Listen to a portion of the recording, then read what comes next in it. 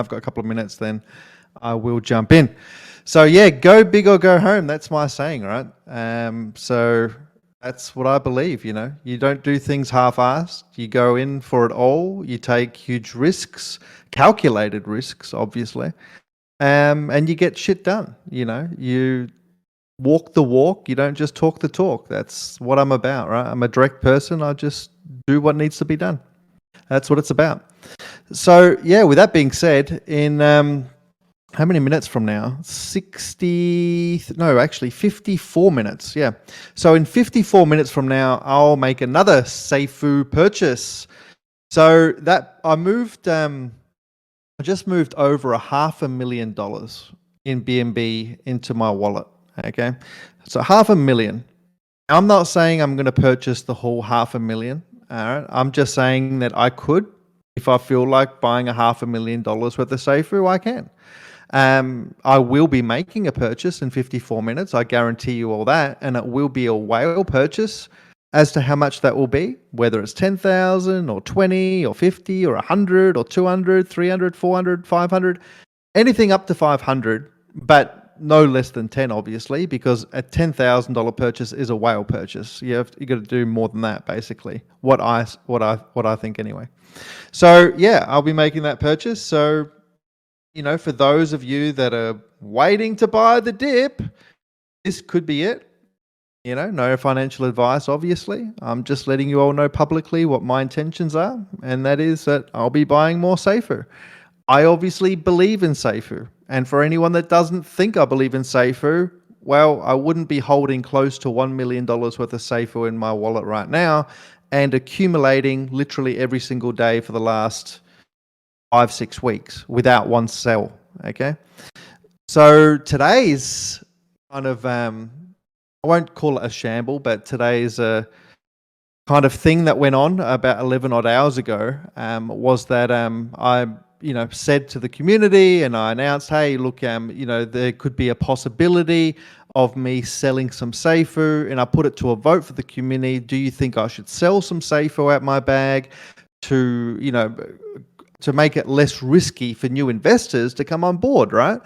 Because if you see, like as a new investor, if you look to a new project, one of the first things I do is obviously go to the holders list, see how many tokens there are, and to see the spread of how many holders there are and what the biggest amount of tokens are being held by the larger wallets. And if it's too concentrated and you see a large wallet holding like a huge chunk of all the tokens, then it says to me, well, there's a greater risk in this project. It's a little red flag, right? It makes me question things and go, well, I might not want to invest in this project because there's one large holder. They could dump on me at any second and I'm screwed. That's what most people would think logically, right? So unless you've been with Saifu for the last year or 14 months, my wallet is the top holder wallet and it's me. But some new investors may not know that. They don't know it's me, and they don't know that I'm not going to sell. They're not privy to all this information. But if you've been with us for that long, look, it's my wallet, and yes, it's publicly known. So no, I'm not selling, but in 50 odd minutes from now, I will be buying some more. Again, it could be 10, could be 20,000, could be 50,000, could be up to 500,000. But yeah, I've moved money around. So with that being said, the other news is about Saifu Go. So I submitted the Saifu Go audit to Solidity Finance today, and that was done today. That's going to take some little time, amount of days, for them to go over the code. It's not just a simple smart contract code that's 5 or 10 lines of code. It is very intense, very intricate, and it's got many libraries and a lot of code there, okay, guys, that they'll need to look at and digest and then obviously come back with the audit. But it was submitted today. So normally Solidity Finance's kind of audit process takes around about 2 weeks. Normally, when I say normally, it's normally. Now you can obviously pay for it to be to go faster. And that's what I've done. But I'm thinking right now, being that it's submitted today,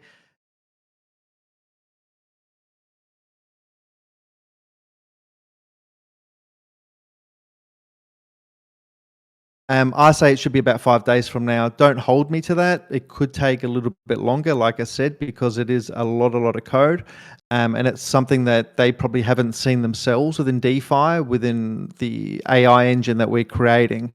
But yeah, see what comes of that in 4 or 5 days. We may need to go back to them to answer a couple of questions if they have them, and it should align for the 27th for Saifu Go to be released, right? So again, I don't see any reason why it should be further than the 27th to be released. At this stage, I have no reason to think why it would be any more than that. Like I said, the audit has been done today, submitted today. Give it 5 days. That's the end of the week, and then we're on about the 21st.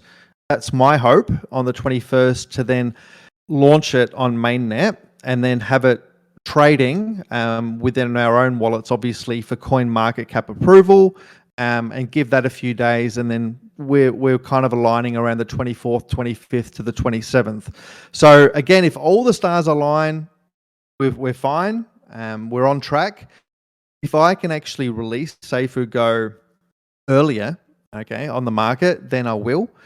Meaning, like, if coin market, let's say we get the audit back in a couple of days instead of 5, fantastic, and it's earlier that we can deploy it on mainnet, have it trading, and then try to get coin market cap approval earlier. And if that does happen, well, then it means I can push forward the date. Okay, so instead of the 27th, then it means, well, perhaps we can push it forward to the 26th or the 25th or something like that. So I don't know that answer yet. I'm just giving you my train of thought and where we're at on things. At this stage, it's still the 27th. It should not be any further than that, but hopefully we can bring it forward. So that's the update, which is bullish news for everyone, that Saifu Go is going ahead according to plan, as per the roadmap, and things are looking tremendously great. Very, very green, very, very bullish. So that's about it. That's all I wanted to really say to you guys. I'll be making a purchase off Saifu in, what is it, about 48 minutes from now or something. And Saifu Go submitted the audit, and we're on track. So that's all good news for everybody. If you have any questions, feel free to put your hand up, and I'll invite you up on stage. And we have got our first person. So Azimuth Covain, Rocket Burrito. Hey, long time no speak. How you doing? Good, man. I remember that name, Rocket Burrito. Yep, and the avatar. And the avatar. Yeah, I just noticed that. How are we, buddy? I'm doing great. Hey, I just want to say that of all the crypto projects I've invested in since Saifu and since the Vulcan sacrifice, honestly, so far, you've been the only one that's freaking delivered. Everyone else has just given me nothing but hype and hopium and nonsense. So, as I see it, I'm looking forward to what Vulcan's going to become with all this. I mean, with the promotions, some of the projects I've been trying to launch under the Vulcan brand and all that fun stuff. Definitely looking forward to Vulcan. So, Saifu. I'm trying to understand the Saifu Go thing. Is Saifu becoming Saifu Go, or is Saifu Go a separate thing that you sacrifice Saifu to get, just like with Vulcan? Yeah, so first of all, thanks for the positive vibes there, and I do know what it's like in other projects. You know, they do, you know, they promise a lot of stuff and they don't deliver, and it's kind of all talk until things go down to near zero and everyone loses hope, and it just falls off the radar. So I get all that. So I appreciate that. As for the Saifu and Saifu Go thing, Saifu Go is an entirely separate project. It is technically a V2 of Saifu because we're taking the same brand, taking the same name, taking off the same principles and the same transparency and everything that Saifu stands for, and evolving that into a Saifu version 2 type of project. But with that, it's obviously superior and vastly different to the current Saifu. So current Saifu is going to remain as is, and it is a deflationary token, right? It's not got no rebasing. It's just a deflationary token. The more that gets traded in volume, the more that gets burnt, and thus the price appreciation. I mean, price should appreciate. Whereas Saifu Go is again totally something revolutionary, like has never been attempted. It is a true artificial intelligence protocol that's that's more of a platform that allows other BEP20 tokens, all these other tokens that you've heard of on the Binance Smart Chain, can literally interact and launch on the Saifu Go platform to take advantage of all these unique mechanisms that we have on that, as well as the arbitrage opportunities as well to swap between tokens to different pools and earn money by doing that. So it incentivizes day traders and swing traders and pushes a lot of volume. So yeah, they're totally different projects. However, the only way to get in on Saifu Go, and this is in the first 12 hours.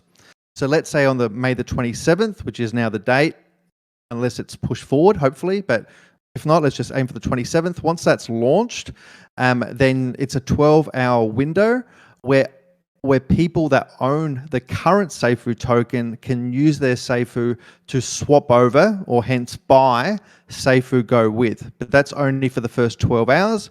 And then after that 12 hours has lapsed, then it opens up to the BNB pool and your BUSD and your other kind of stable coins that have liquidity to get into Saifu. But the initial kind of launch is what everyone's expecting and fully well knows. And I can guarantee you that price can only go up because nobody owns tokens yet. So people have to buy and the price goes up. So the earlier you get in, or the more advantage that you have to secure a lower price of Saifu Go. So the utility right now on the current Saifu is really a means to get into Saifu Go.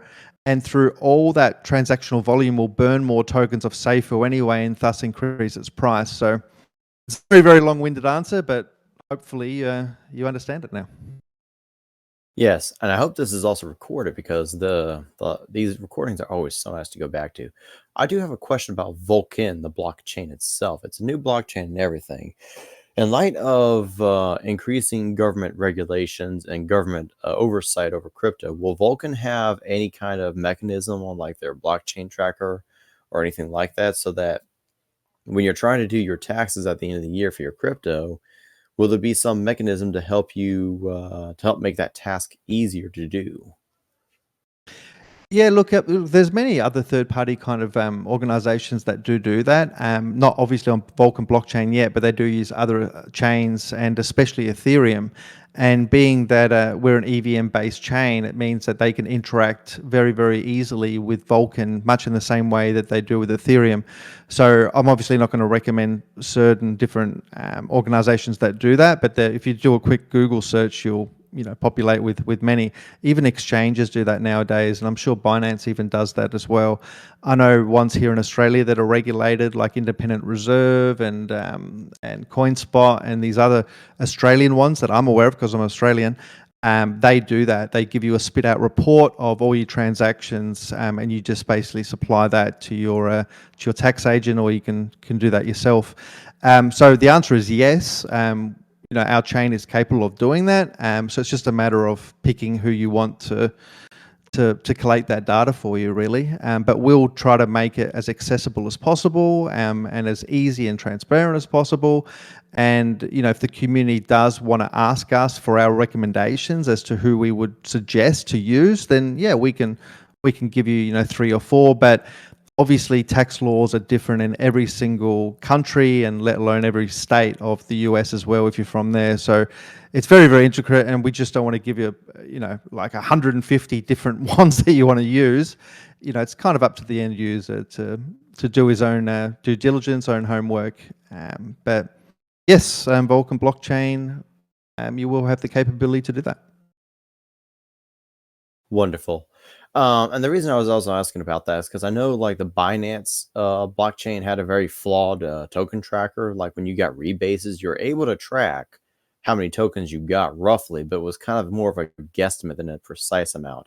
With Vulcan being the blockchain doing the rebasing and all that, will it have a more fine-tuned, precise tracker? Yeah, it does. So I'm not sure if you, Rocket Burrito, if you've watched the latest kind of couple of AMAs that we've done with Nick, especially not only my one on my YouTube channel, but also what Plan B Jason did with Nick Caliani last week. And you'll notice that when Nick showed all the rebasing happening, he also talked about that the data that the blockchain kind of shows can be easily called publicly by anyone, including exchanges or yourself, by way of a smart contract. So there's basically what you call just a public list of showing exactly how many rebases you should get per epoch.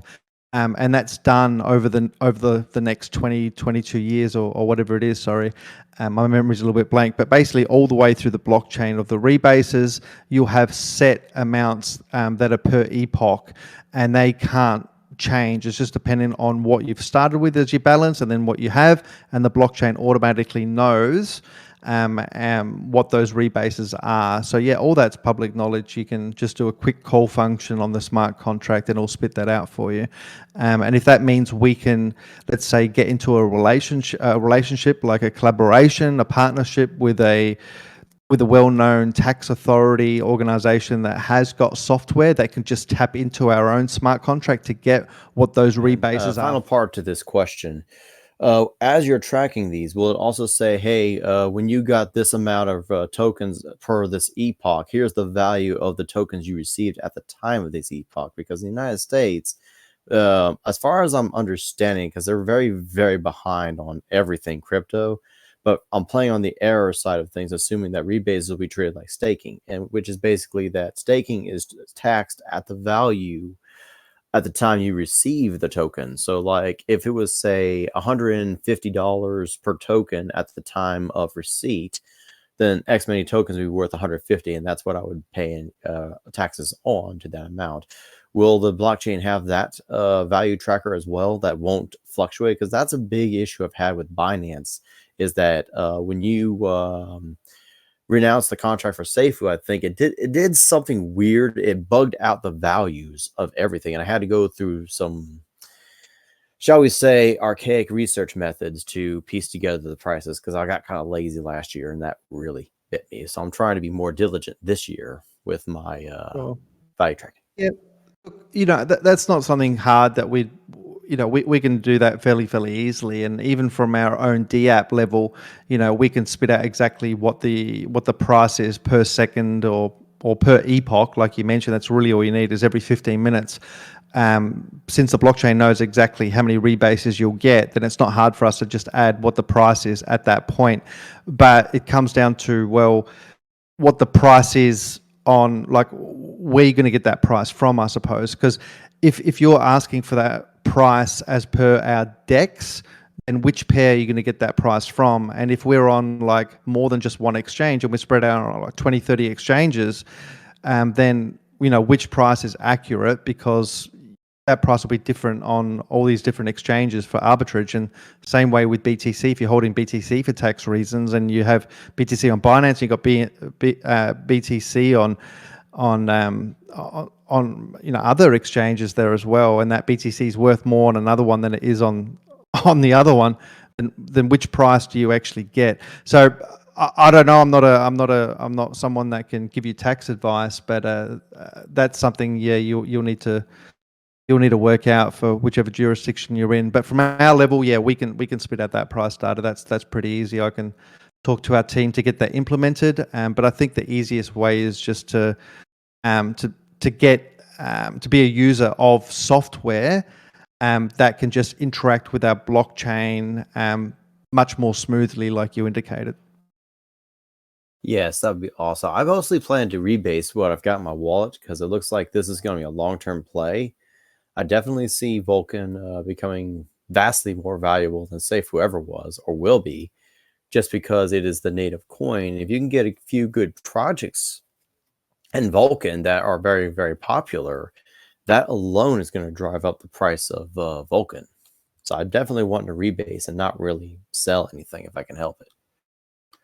Yeah, sure. And the other thing as well, like when you were talking about like staking, like this isn't actually staking; it's auto name staking, but it's not technically staking. You're just holding. That's basically it. It's just holding, not staking. So yeah, again, check with your tax laws and how that actually works, because if if you're using the word staking, then they're going to probably come up with different rules and regulations. But if you're just saying, well, if I'm only holding it in my wallet, then am I privy to the same regulations? And that answer may be a no, and you may not even need to track the price or anything then.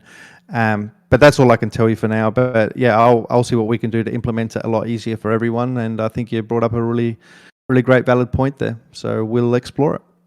Yeah, I appreciate it. And the only reason I'm even bringing this up at all is because the IRS pushed out notifications through public media in our country that they were going after people with in crypto for not paying their taxes or doing it correctly or something like that. So I'm just playing it safe rather than sorry, because I tried asking a CPA back in January. It's like, hey, you've got hotline to the IRS? Can you ask them about rebase protocols?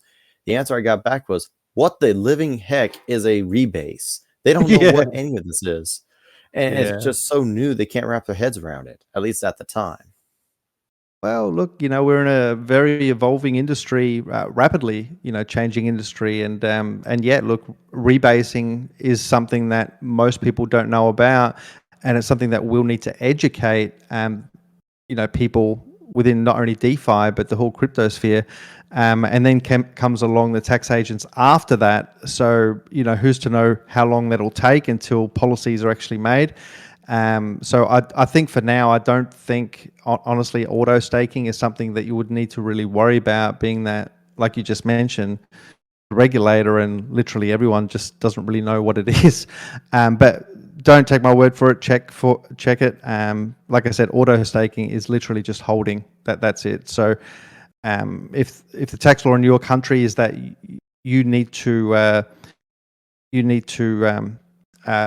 tell them exactly what your price was when you bought it, and then every single 15 minutes what that price was. I really don't see why they would be asking that.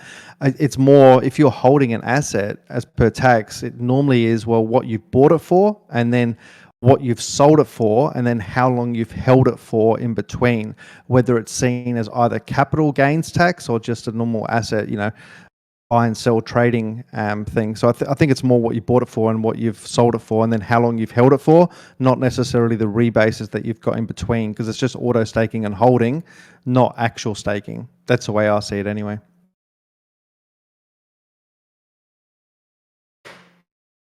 All right. I think that answers my questions thus far. I mean, I think in general, as long as you got like a total value obtained, I think that's mostly what they'll care about. Is like, okay, you got like, say, 100,000 total for that whole year in gains or what have you. I think that's mostly what they're going to care about. Exactly. Like I said, what you've bought and what you've sold it for, and how many you've accumulated in between, how long you've held it for. So, yeah. So anyway, we'll work with that and see if we can make it easier for tax reporting for everyone. But I appreciate you bringing that up, and yeah, thanks, Rocket Breeder. No problem. And I appreciate your time and patience in this subject matter greatly. Thank you so much, Mr. Legend. Fantastic. Thank you. Alrighty. The Rana Dynasty. You're up. Good morning, Brian. Can you hear me? Hello. Yep. Yeah, so I just have a few questions on Vulcan. So I think a few months ago you signed a $1.2 million CMC marketing deal to bring, I think, 595,000 new Vulcan investors over the next 10 months. So I'm just wondering, how's the process going with that, and has it started or will it start after Vulcan launches? Yeah, so that was a CPC, basically cost per click campaign that we've agreed to roll out over I think it's 8 months. So part of that, and not the whole chunk, but I believe it's 20% of that was already I